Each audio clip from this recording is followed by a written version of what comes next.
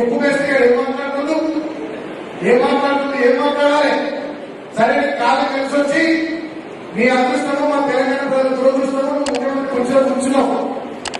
గతంలో చిల్లరగా లెక్క పోటీగా లెక్క అవగాహన లెక్క మాట్లాడిన నువ్వు ఇవాళ నువ్వు కూర్చున్న స్థాయి పదవిని బట్టి దానికి ఉన్నటువంటి విలువను బట్టి పద్ధతిగా మాట్లాడాలి.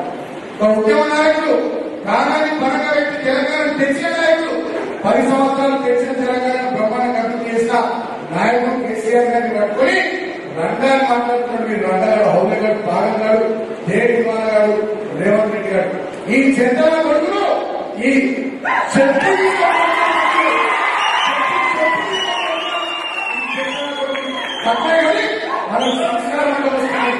మనకు సంస్కారం అంటే వస్తుంది. బిడ్డ పుణ్యంగా రేవంత్ రెడ్డి నా కొడుకు కబర్దా మా కేసీఆర్ అంటే మా ప్రభుత్వం లేకపోవచ్చు. లక్షల మందిలో పండుగకి తొక్కుతున్నా 2 నెలల్లోనే ప్రజలకు అక్కడుంది తెలంగాణలో. 2 నెలల్లోనే ఒక ముఖ్యమంత్రి స్థాయిలో ఉన్నాడు. ఈ ముక్కు వేస్తే ఏం మాట్లాడాలి? సరే కాలం కలిసి వచ్చి మీ అదృష్టము మా తెలంగాణ ప్రజల దురదృష్టము ముఖ్యమంత్రి కొంచెం కూర్చున్నావు. గతంలో చిల్లరగా లెక్క పోటీగా లెక్క అవగాహన లెక్క మాట్లాడిన నువ్వు ఇవాళ నువ్వు కూర్చున్న స్థాయి పదవిని బట్టి దానికి ఉన్నటువంటి విలువను బట్టి పద్ధతిగా మాట్లాడాలి.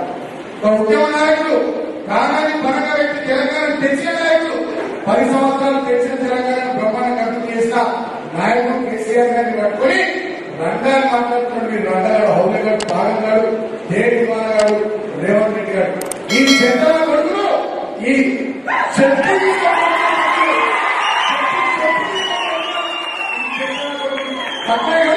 మనకు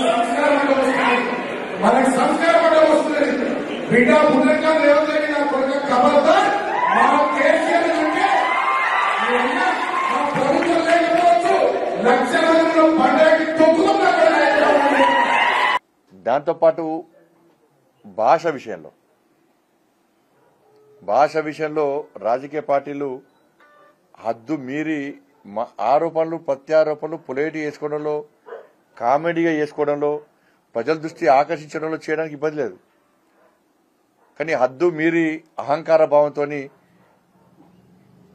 ఇవాళ ఆరోపణలు చేయడం సమాజం దాన్ని స్వీకరించదనే విషయాన్ని రాజకీయ పార్టీ నాయకులు గ్రహించాలి. ఒక ముఖ్యమంత్రి స్థాయి వ్యక్తి ముఖ్యమంత్రి అనేటువంటి ఆ చైర్కు గౌరవం ఇవ్వాలి. మనం ముఖ్యమంత్రి చైర్కు గౌరవం ఇవ్వాలి. మనం దానిలో ఎవరున్నా కూడా. కానీ ముఖ్యమంత్రి స్థాయిలో ఉన్నటువంటి ఒక వ్యక్తిని బీఆర్ఎస్ పార్టీ నాయకుడు చెప్పుతో కొడతా అనడము ఇది ఇంతకంటే సిగ్గుచేటి కూడా కాదు. ఇది పూర్తిగా వాళ్ళ అహంకారాన్ని బీఆర్ఎస్ పార్టీ ఆ నాయకత్వం యొక్క ఆ కుటుంబంతో పాటు ఆ నాయకులకు అహంకారమైనటువంటి భావజాలాన్ని బయటకు వస్తుంది. ఇది కరెక్ట్ కాదు. దీన్ని ప్రతి ఒక్కరు ఖండిస్తున్నారు. ఈ భాష మార్చుకోవాల్సిన అవసరం ఉంది. ప్రజలను ఇబ్బంది పెట్టినప్పుడు ప్రజలు ఇబ్బందిలో ఉన్నప్పుడు నేను మాట్లాడతాను. కానీ చెప్పుతో కొడతాననేది ఇది కరెక్ట్ కాదు.